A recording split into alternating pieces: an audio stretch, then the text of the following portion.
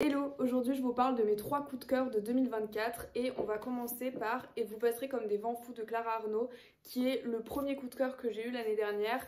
Dès les premières pages j'ai su que j'allais l'adorer, j'ai tout de suite accroché à la plume et surtout je trouvais que l'histoire était hyper singulière et c'est ça qui m'a donné envie de le lire. En fait on parle du rapport entre les hommes et les ours, on va suivre deux époques différentes avec des personnages différents.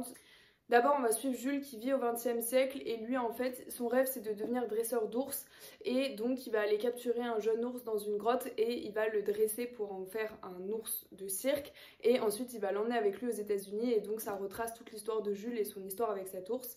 Et ensuite, on est à notre époque, donc des années plus tard, et on va suivre Alma qui est une jeune éthologue qui vient dans la région des Pyrénées parce que les ours commencent à se réintroduire dans la région et que ça crée beaucoup de problèmes avec notamment les bergers, avec la faune et la flore, avec les humains, ça crée un déséquilibre parce que ça fait des années qu'il n'y en avait plus dans la région. Et donc Alma, elle est là pour étudier le comportement des ours et pour voir s'il faut les garder dans l'environnement ou s'il faut faire en sorte de s'en débarrasser. Déjà, j'ai trouvé ça hyper intéressant d'avoir ces deux points de vue et de voir que l'ours avait totalement changé de figure. C'est passé d'un animal qu'on utilisait pour faire du cirque à un animal qu'on va venir étudier, qui impose le respect, qui est capable de déséquilibrer tout un environnement. J'ai trouvé ça très intéressant et puis je trouve que c'est rare qu'on ait des livres qui parlent vraiment du rapport à l'animal et encore plus quand c'est un animal sauvage comme l'ours qu'on n'a pas l'habitude de croiser. Donc j'ai trouvé ça génial, j'ai adoré la plume, vraiment j'ai adoré la plume et je vais d'ailleurs vous lire un extrait de Clara Arnaud qui parle de son livre pour que vous compreniez à quel point sa plume est magnifique. Et ça m'a aussi rappelé un livre que j'avais lu quand j'étais petite, enfin que ma maman me lisait parce que j'étais trop jeune pour lire, qui était magnifique et qui parlait justement des dresseurs d'ours. Et du coup j'avais vraiment des images de mon enfance pendant que je lisais ce livre. C'est une lecture que j'ai adorée et pour finir de vous convaincre, je vais vous lire un extrait de Clara Arnaud qui parle de ce livre. Quelques ours ont traversé ma vie, celui qui détala devant moi un jour d'août 2006 au Kyrgyzstan, ceux peuplant les histoires des vieux bergers du Caucase. Ceux d'Ariège, où après des années loin de la France, j'installais mon camp de base dans une vieille maison de pierre en altitude. Et puis ceux de la littérature américaine, des récits de voyage en Sibérie. Leur point commun, ils incarnaient le sauvage radicalement, tout en étant nos doubles. Alors cette figure depuis un moment me hantait. Et puis une question revenait, où est le sauvage? Moi qui l'avais arpenté durant 15 ans, du Tibet au repli en forêté d'Amérique centrale, pouvais-je le retrouver en France? Existait-il encore des montagnes qui résistaient à la domestication? J'ai voulu écrire et projeter ici un roman de grands espaces, de destins ballottés par la roche et le ciel, de bêtes et d'hommes fondus à leur milieu.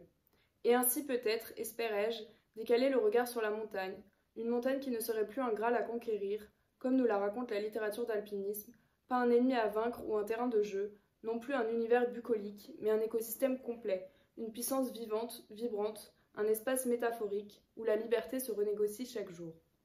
Durant 3 saisons, depuis les estives des Hautes-Vallées d'Ariège, j'ai coulé mes pas dans ceux des naturalistes suivant la reproduction de l'ours dans les Pyrénées, j'ai côtoyé les bergères et les bergers, écrit un roman au tempo des aléas météorologiques et des humeurs que m'inspirait la montagne. J'ai nourri la fiction de chaque minuscule inflexion du réel, réconciliant l'écriture du voyage et celle romanesque. Je me suis replongée dans les archives, cherchant dans les destins des montreurs d'ours d'Ariège de la fin du XIXe siècle des échos avec notre époque, tout en tentant de saisir la complexité du retour sur un territoire d'un grand fauve qui bouleverse les rapports de force et met à mal les fragiles équilibres du pastoralisme. J'ai voulu que, dans ce texte, le poétique et le politique se répondent, raconter une vallée, 3 saisons, les pieds ancrés dans le sol, sans renier la dimension mystique de notre rapport aux montagnes, leur caractère transcendantal. Voilà, si vous n'êtes pas convaincu après cet extrait, je ne peux rien faire de plus, mais en tout cas c'est un livre magnifique, j'en ai rarement lu des comme celui-là, donc je vous le conseille. Ça c'est son deuxième roman il me semble, et du coup j'ai très envie de lire son premier, donc peut-être que vous en entendrez parler bientôt. Ensuite, ma deuxième très belle découverte de 2024, c'est Open Water de Caleb Azuma Nelson. C'est un livre qui est magnifique parce qu'il est super poétique. C'est un livre dans lequel on va suivre une histoire d'amour entre deux personnes noires qui vivent à Londres. C'est un livre qui est tourné autour de l'amour, de la musique et surtout du racisme. Et en fait, on a vraiment les 3 thématiques qui s'entrechoquent constamment. C'est un livre qui est très très intéressant et moi j'ai adoré parce qu'en fait, je trouve que le fait qu'il parle de la musique, on le ressent. C'est un livre qui a du rythme, dans lequel on a l'impression qu'il y a une mélodie tout le long. Et j'avais commencé à lire ce livre quand j'étais à la campagne, et du coup il n'y avait pas de bruit, j'étais au bord d'une rivière, personne ne me parlait et tout, j'étais en train de lire, et j'ai pas eu le temps de le finir, et j'ai dû rentrer à Paris avec ce livre, et après je n'arrivais plus à le lire, parce que j'avais pas envie de le lire à Paris avec toutes les fusions des gens autour, la pollution.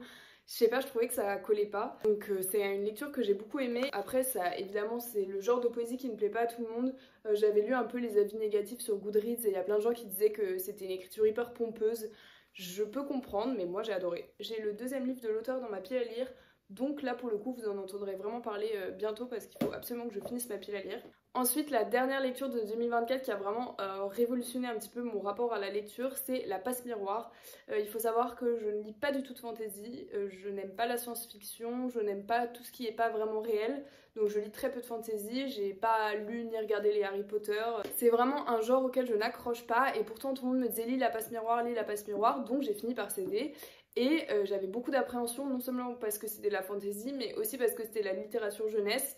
Et pareil, je lis très peu de littérature jeunesse. En général, je lis de la littérature plutôt contemporaine ou classique, mais je lis vraiment très peu de jeunesse.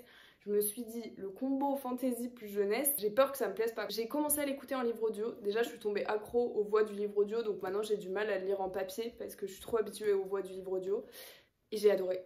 J'ai adoré. Pourtant le premier tome est hyper introductif, il pose le contexte et surtout en livre audio je l'ai trouvé très lent, mais c'était génial. En fait depuis je ne peux plus quitter les personnages et donc là j'en suis au tome 3 et j'ai toujours pas commencé le tome 4 parce que je ne veux absolument pas que la saga se termine et de ne plus pouvoir retrouver les personnages. Donc je suis vraiment devenue accro alors que je pensais pas du tout au début. Et donc c'est une lecture que je vous conseille déjà parce que je trouve que l'univers est très bien construit. C'est pas un univers qui nécessite beaucoup d'explications, donc c'est un univers assez facile, on se projette facilement dedans. Mais en fait c'est toute la politique qui est hyper bien construite, les relations entre les personnages sont très bien construites, les relations entre les pouvoirs des personnages, les relations de pouvoir, les relations amoureuses. Vraiment, en fait, c'est la construction de tous les éléments du livre qui fait que c'est génial. Les personnages sont tellement bien développés, ils ont tellement tous leur personnalité qui est vraiment singulière. Et puis les relations entre eux sont tellement bien développées, la politique générale de cet univers est tellement bien développée. Vraiment c'est génial et du coup je suis ravie qu'il y ait 4 tomes mais je suis aussi triste parce que j'ai pas envie de lire le dernier tome. Mon tome préféré c'est le tome 2, j'ai vraiment adoré. Le tome 1 j'ai adoré parce que ça m'a permis de me plonger dans l'univers mais je l'ai trouvé un petit peu long. Mais d'un côté, maintenant que je m'en rappelle, j'ai envie de le réécouter ou de le relire parce que vraiment c'était génial de se mettre dans cet univers. Le tome 2, j'ai adoré. Le tome 2, pour l'instant, c'est mon tome préféré, vraiment, je l'ai adoré. J'ai adoré les personnages qui se développent dans celui-ci qu'on n'avait pas vu avant, etc. Et le tome 3, pour l'instant, c'est celui que j'ai le moins aimé parce que j'aime moins la situation et l'endroit où ça prend place. Donc pour l'instant, c'est celui que j'ai moins aimé. Et j'ai hâte de lire le 4, mais il y a des personnes qui m'ont dit qu'elles n'avaient pas aimé le 4 et que du coup elles avaient été déçues de la fin. Ça pareil, l'autrice a sorti d'autres livres depuis, dont un qu'elle a sorti très récemment. Et ça me donne très envie de lire les autres de ses livres parce que j'ai vraiment adoré ceux-là. Je sais pas si vous êtes comme ça aussi, mais moi quand j'ai adoré un livre, j'ai envie de lire tous les livres qui ont été écrits par cet auteur ou cette autrice parce que du coup je suis persuadée qu'ils seront tous aussi bien. Voilà pour mes meilleures lectures de 2024. N'hésitez pas à me dire quelles sont les vôtres en commentaire et on se retrouve la semaine prochaine pour une nouvelle vidéo.